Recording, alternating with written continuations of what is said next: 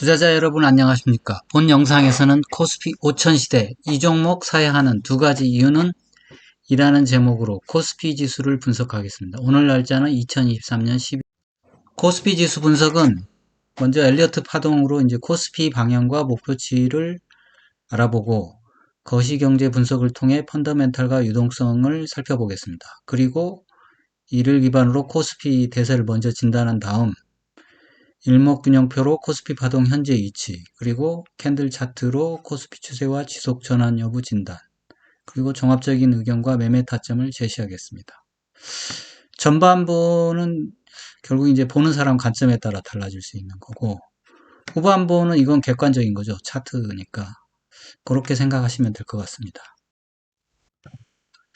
엘리어트 파동 월봉을 가져왔습니다. 제가 이제 많이 제시하는 건데, 또 코스피 역사상 대사건이 5가지가 있는데 그 중에 IMF 1999년, 팬데믹 2020년 이 사건이 중요한데, 왜냐하면 이 사건을 기준으로 이제 그 전에 파동, 그러니까 2파동 조정이 완료되고 3파 상승이 시작되었고, 또 2020년에는 4파동 조정이 완료되고 5파동 상승이 시작되었다고 보기 때문입니다. 그래서 현재 5파동 상승은 3파동 상승과 유사한 점을 보이는데, 그것은 이제 이러한 대사건 외에 3파동 상승이 미국의 닷컴 버블, 이 닷컴 버블로 생겨난 이제 유동성이죠. 유동성이 이제 코스피로 흘러들면서 500에서 2000까지 대상승을 했죠.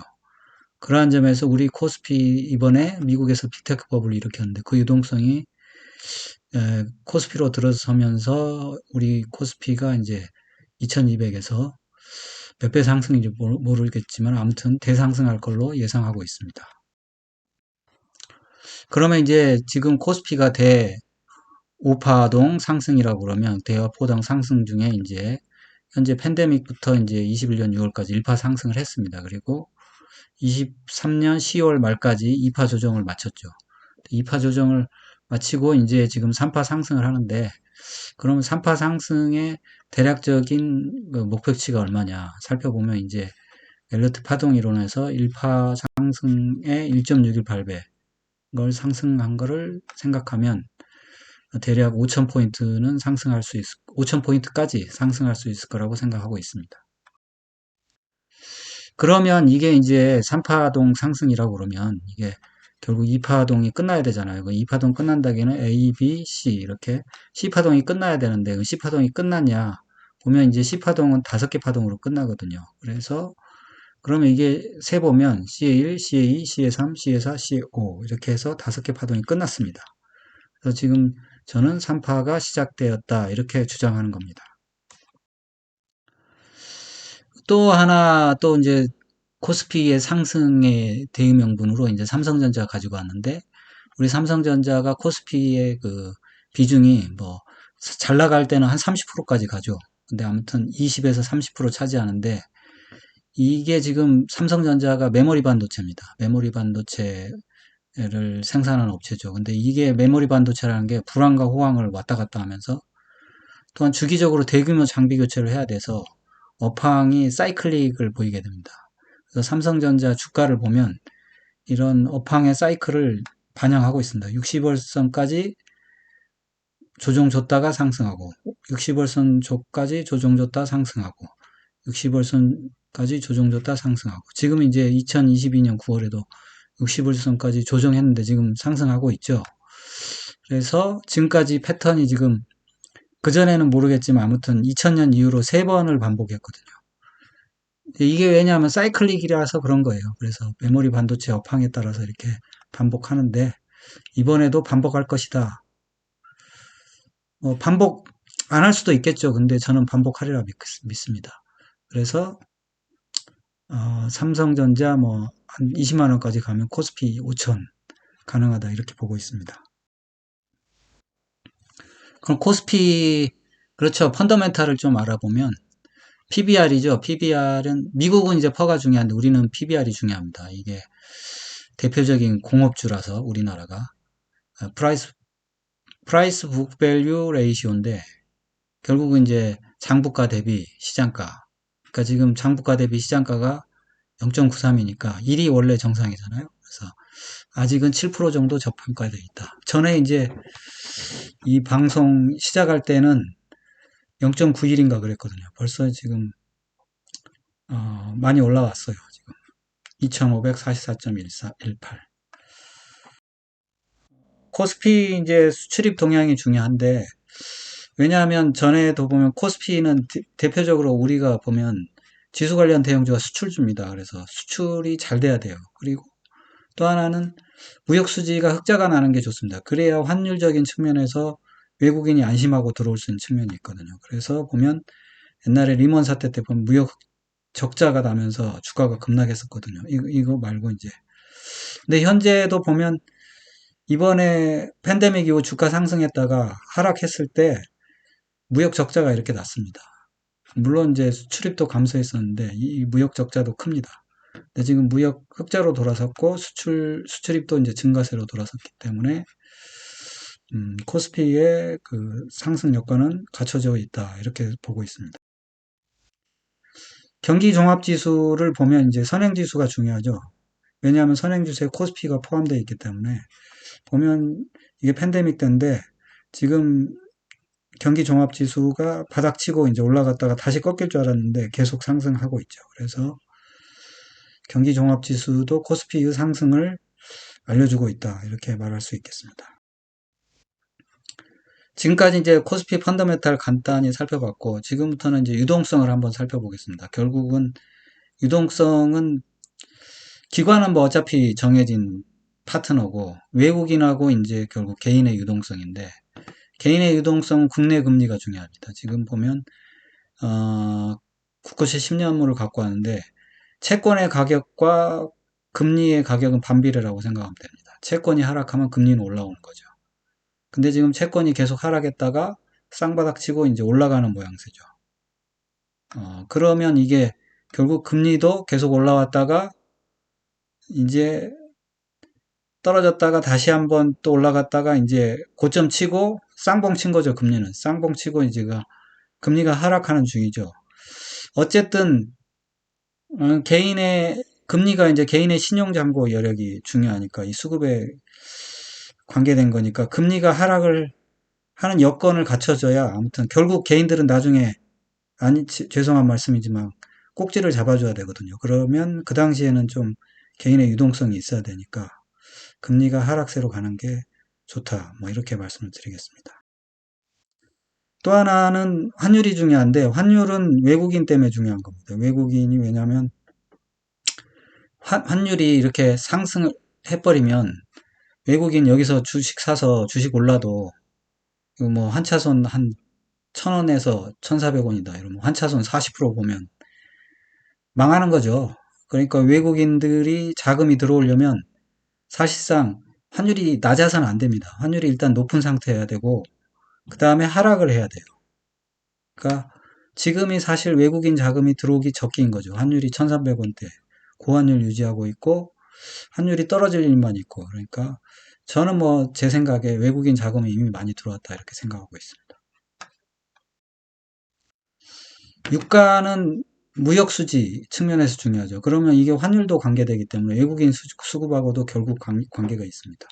그래서 유가는 지금 A파 하락, B파 반등, 반등이 또 한 번 나올 수도 있어요. 쌍봉, 이게 B파가 좀 짧은데, 아무튼 쌍봉 칠 수도 있지만, 아무튼 현재는 쌍봉을 안 칠 수 있다는 생각도 드네요. C파가 나왔을 수도 있는데, 아무튼 하락하고 있으니까 환율 여건도 괜찮다. 이렇게 볼 수 있겠습니다. 그러면 지금까지 엘리어트 파동과 그다음에 펀더멘탈과 유동성으로 이제 코스피 대세를 한번 판단해 보면 엘리어트 파동상 대5파동 그다음에 좀 큰 3파동 상승의 1파 상승이다. 이렇게 보고 있습니다. 그러니까 5-3-1파 상승. 펀더멘탈은 좋습니다. 그래서 뭐 좋다는 게 아니고 이제 펀더멘탈이 바닥에서 탈출하고 있다. 이렇게 보면 되고 유동성도 뭐 보면 결국은 유동성 수축이 끝났다. 그 앞으로 좋을 일밖에 없는 거죠. 그러면 이제 여명이 싹 텄다. 그러니까 코스피 대세를 보면 지금 5-3-1파인 게 맞아요. 왜냐하면 1파인데 이게 원래 보통 1파는 공포 속에 있거든요. 그래서 공포 속의 상승이기 때문에 개인들은 계속 팔 수밖에 없습니다. 그래야 인간이고, 그리고 이게 엄연히 이거 반등장으로밖에 안 보일 수가 있어요. 왜냐하면 별로 상태는 안 좋거든요. 이게 뭐 경기는 안 좋으니까. 1파가 원래 속성이 그렇습니다.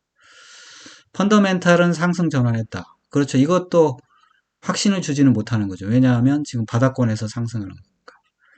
그다음에 개인 유동성이 부족하죠. 왜냐하면 금리는 여전히 높은 상태니까. 다만 이제 1급 투자자만 진입하는 거죠. 뭐 이런 상태다 이렇게 말씀드릴 수 있겠습니다.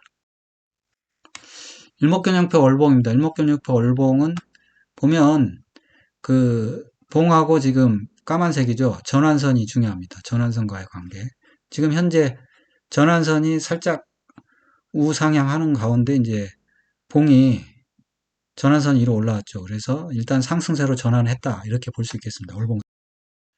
주봉으로 보면 주봉에서는 사실 이 까만색 전환선이 기준선, 빨간색 기준선 아래에 있을 때는 하락세고 이제 올라와가지고 까만색이 상승하면 상승세라고 볼 수 있어요. 주봉 차트니까 뭐 보는 법을 그렇게 여기서는 이 채널에서는 그렇게 정하겠습니다. 그래서 지금 현재는 전환선이 기준선 아래에 있다. 그래서 상승은 아니죠. 다만 이게 이제 옆으로 누워 있죠. 옆으로 누워 있고 그 다음에 주가가 이제 위로 올라와서 상승하고 있으니까 상승 시도 중이다. 그래서 전환선하고 기준선이 이제 역전되는 순간이 올 거다. 지금 이렇게 보고 있습니다. 일목균형표 일봉상 보면 주가, 전환선, 기준선, 구름대 이거 완전히 정배열되어 있죠. 그리고 후행 스팬 주가를 26일 뒤로 미룬 후행 스팬은 이제 그때 주가랑 비교하는 후행 스팬도 주가 위에 있어서 결국 이제 완벽한 상승세다. 뭐 이렇게 말씀드렸습니다. 그러면 일목균형토 종합해 보면 상승으로 전환 중이다 이렇게 보면 되겠습니다. 월봉 캔들 차트 한번 살펴보겠습니다. 월봉 캔들 차트는 11월 달에 장대 양봉이 나왔죠. 이렇게 장대 양봉이 나와서 거의 바닥형 캔들 두 가지가 있는데 관통형이라고 그래서 직전 달 음봉을 절반을 먹는. 그 다음에 또 하나는 직전 달 음봉을 다 먹는 장악형. 근데 지금 장악형보다 더 센 게 나왔죠. 훨씬 더 높이. 그래서 엄청난 양봉이 나왔고, 그 다음에 또 12월 달에도 양봉이 나오고 있어서 상당히 기대가 됩니다. 그리고 지금 이 지지선하고 추세선 연결한 이 삼각패권 패턴의 수렴 후에 주가가 이제 좀 세게 움직인다고 하는데 아무튼 이 추세선에 도전 중이다. 아주 좋은 모습입니다. 그리고 20주 주봉 차트에서는 20주선이 중요한데 20주선 아래에 있으면 이제 봉이 아래에 캔들이 아래에 있으면 하락하는 거죠. 근데 지금 20주선 돌파해 놨죠. 돌파해 놨고 이것도 이미 이게 몇 월 달인 수개월 전이죠. 한 5개월 전에 이미 이런 장악형 캔들 만들어 놨고요. 20주선 돌파해 놨고 그 다음에 추세선 그려보면 상승 추세선을 이건 완벽하게 돌파했습니다. 그래서 돌파해서 양봉까지 세워놨기 때문에 그리고 20주까지 이륙을 완료했어요. 그래서 지금은 200주선 돌파를 앞에 두고 있죠. 다음 주에 도전할 걸로 보이는데 한번 봐야 될 것 같습니다. 일본 캔들 차트를 보면 이거 제가 누누이 주장한 건데 아무튼 지난번 시파 하락이 하락 세기 패턴형이었다. 완성했고 그 다음에 역회된 숄더로 상승하고 있었다. 물론 여기에 대해서 역회된 숄더 아니고 반등이라고 댓글 쓰신 분이 있는데 보는 시각에 따라 틀리니까. 그리고 제가 또 하나 주장하는 건 이 휩소가 이게 굉장히 중요하다. 왜냐하면 여기다가 하락에 대한 공포심을 심어준 거거든요. 근데 이 공포심이 왜 중요하냐면 1파 상승은 어차피 공포심 아래에 가야 됩니다. 3-1파는 지배할 건데 한 1년 정도 지배할 것 같습니다. 만약에 이 공포심이 없다면 1파 상승이 없는 거니까 또 공포심을 1파 상승의 동지라고 봐야 되니까 어쩔 수 없는 측면이 있죠. 주봉으로 보면 지금 볼린저 밴드 상단을 도전할 것 같고 이 이 거래가 중요한데, 이 보니까 지난번 시파 하락 때, 어, 거래가 적게 나온 부분도 있고, 많이 나온 부분도 있는데, 아무튼, 전반적으로 이평선을 보면 거래가 적게 나왔어요. 무슨 얘기냐. 매물이 없었다, 이렇게 보는 게 좋을 것 같아요. 그래서, 아무튼, 매물 소화는 다 끝났고, 이제 상승할 일만 남지 않았나. 그리고 LRS 주가 상승 속도, 상승 하락 속도를 보면 이게 저점을 때렸는데, 그때 이제 R스퀘어드가 높은 상태여서 상당히 신빙성 있는 바닥이다. 그리고 RSI도 이제 골든 크로스 났고, MACD 오실레이터도 양상을 잡고, 모든 지표가 이제 완벽한 상승 전환이다. 이렇게 볼 수 있다. 스토캐스틱을 보면 지금 뭐 올3 골든 크로스 났죠. 이 스토캐스틱 보면 올3 골든 크로스 과매도권에서 그런 일이 잘 안 일어납니다. 여기서 한번 또 일어났죠. 여기. 그리고 이런 것들이 이제 의미하는 게 이제 거의 중기적으로 바닥이다. 중기라는 게 보통 코스피에서는 중기 바닥 6개월 뭐 한 1년 반 이렇게 중기로 보거든요. 그러니까 6개월 내지 1년 반까지는 상승을 할 수도 있다. 이렇게 볼 수도 있는 겁니다. 매매 주체를 보면 매매 주체는 지난번 하락 때 개인이 사고 외국인 팔고 이건 원래 당연한 겁니다. 근데 기관은 시종일관 매도로 일관했거든요. 뭐 언제부터인지 모르겠는데 아무튼 팬데믹 때부터 계속. 근데 이제 달라진 점이 이번에는 기관이 먼저 매수에 돌입했어요. 그랬더니 외국인이 따라 사고 외국인이 이번 주에는 좀 많이 샀거든요. 그래서 결국은 기관은 어차피 돈이 없어요. 얘네들은 금융투자라고 해서 뭐 좀 자기 돈 가지고 하는 세력 외고는 투신이 돈이 있어야 된다. 개인들이 투신에 돈을 안 맡기니까 우리나라 기관 돈이 없습니다. 그래서 결국은 외국인이 사줘야 되는데 한번 보겠습니다. 지금 일단 기관이 주도 세력인지 초반엔 주도 세력이었는데 나중에 어떻게 될지.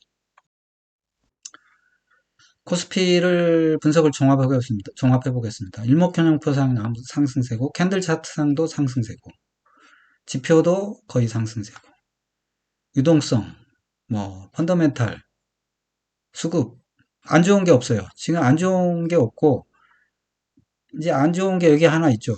배터리가 지금 하락이 멈췄죠. 그래서 반등했다가 다시 떨어지면서 교란을 일으키고 있어요. 그래서 배터리가 시장을 교란하는 역할을 하고 있는데 이 배터리들이 이 테마성이 빨리 떨어진다. 그렇다면 좀 좋아질 것 같은데요. 테마성이 떨어진다는 얘기는 각기 실적이 좋은 놈도 있고 나쁜 놈도 있고 거품인 놈도 있고 아닌 놈도 있는데 같이 묶어서 다니니까 힘들다. 그래서 빨리 이제는 배터리가 서로 테마를 끝내야 되지 않을까 뭐 이런 생각을 해보는데 그게 끝났으면 좋겠고 두 번째는 주도주가 나타나야 돼요. 반도체 말고 다른 주도 섹터가 나타나야 됩니다. 그래서 코스피 종합 전망은 상승 중이고 분할 매수할 수 있다. 매매 타점을 뭐 일봉으로 말씀드리면 여긴 바닥이고요. 손절가는 없습니다. 뭐 아직 뭐 떨어질 것 같지 않아요. 일단 중요한 점 여기 21선 지지했죠. 여기가 이제 하나의 승부처였고 여기서 승리했습니다. 그다음에 또 하나의 승부처는 2535 여기서도 승리했죠. 그래서 중요한 승부처마다 승리를 거두었다. 그리고는 중요한 승부처는 없을 것 같아요. 이런 고점이나 이런 것들은 사실상 그냥 거쳐가는 관문일 거다 이렇게 생각하고 있습니다. 아무튼 코스피 대세 상승장이라고 보고 있는데 이거는 일봉보다는 주봉으로 이제 매수하는 게 좋습니다. 이렇게 매매 타점 정해주면 20주선 5분할 매수니까 1 매수하고 200주선에서 2 매수하고 이거 고점 돌파할 때 2650에서 3 매수하고 2754, 2855 이렇게 매수하면 됩니다. 매수 권장하는 종목 코덱스 200, 코덱스 레버리지. 오늘 이거 두 개 사야 되는 이유, 이 종목 사야 되는 이유를 말씀드려야 되겠죠? 그래서 준비했습니다. 이유 1. 최소한 2등은 할 수 있다. 무슨 얘기냐? 지수가 상승할 때 상대 주가 상승률을 보면 1등주가 제일 빨리 상승합니다. 제일 많이, 제일 높이. 그 다음에 2등주가 있습니다. 노란색. 2등주가 완만하게 상승하고 3등주는 거의 상승 못하고 4등주는 하락하는 놈들도 있어요. 그런데 코덱스는 아마 2등주보다는 좀 못하고 3등주보다는 잘할 겁니다. 코덱스 200. 근데 이거 말고 레버리지로 되면 2등주를 이깁니다. 이게. 그렇지만 1등주는 못 이기겠죠. 그래서 코덱스 레버리지를 사게 되면 2등을 합니다. 2등 하는 게 어디예요? 여러분, 이 많은 종목 중에 1등주 고르는 게 힘듭니다. 2등주도 힘들어요. 찾는 게. 그래서 코덱스 레버리지 사면 2등 하는데, 그래서 아무리 자신 있는 사람도 이거 뭐 2등 할 수 있는 거 사야 됩니다. 근데 뭐 1등 하는 거 찾으려는 노력도 해야 되겠죠. 근데 아무튼 코덱스 레버리지라고 해도 1등은 대체로 할 수가 없습니다. 그러니까 1등 포기하시고 2등 한다 생각하시고 코덱스 레버리지. 아니면 뭐 안정적으로 코덱스 200 뭐 이렇게 하시고 그러면 될 것 같아요. 한 가지 더 말씀드리겠습니다. 이 코덱스 200은 일단은 코덱스 레버리지나 200은 분산이 다 된 겁니다. 그래서 비체계적 위험, 전문 용어죠. 개별 주식 위험 피할 수 있습니다. 그러니까 개별 주식 위험이 뭐냐?